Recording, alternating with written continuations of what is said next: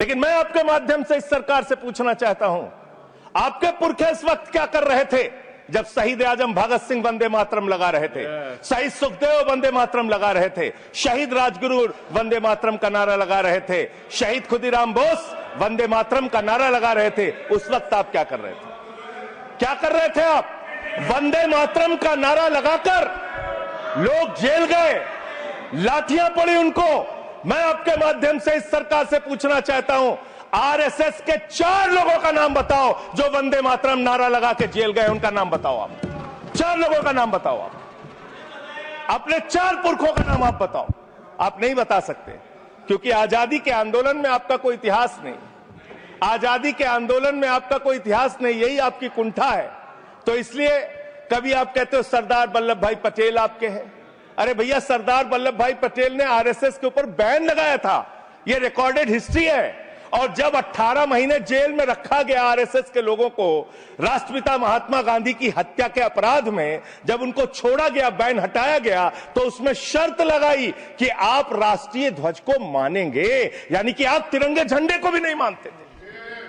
आपने 52 साल तक हिंदुस्तान का तिरंगा झंडा आरएसएस के मुख्यालय पे नहीं फहराया सर, नहीं फहराया। और 3 लोगों ने आरएसएस के मुख्यालय पर जब ये झंडा फहराया, उन तीनों के नाम मैं पढ़ रहा हूं, विजय, उन्मत, दिलीप, इन तीनों लोगों के खिलाफ आरएसएस ने एफआईआर दर्ज कराई। किस अपराध में? कि हमारे दफ्तर में तिरंगा क्यों फहरा दिया।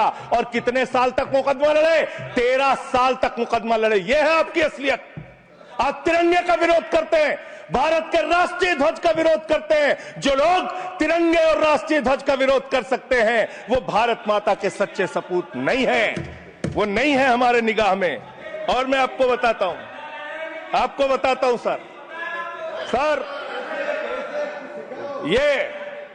ये है 28 दिसंबर 1949 का ऑर्गेनाइजर पत्र। इसको भी रखूंगा क्योंकि आज गृह मंत्री जी और लीडर ऑफ द हाउस दोनों कह के गए रिकॉर्ड पे सारी चीजें आनी चाहिए। इसको रिकॉर्ड पे रखना चाहिए। इतिहास देश को पता चलना चाहिए किन लोगों ने देश के साथ गद्दारी की, किन लोगों ने तिरंगे का विरोध किया, किन लोगों ने राष्ट्रगान का विरोध किया। आपको ये पढ़ के सुनाना चाहता हूं।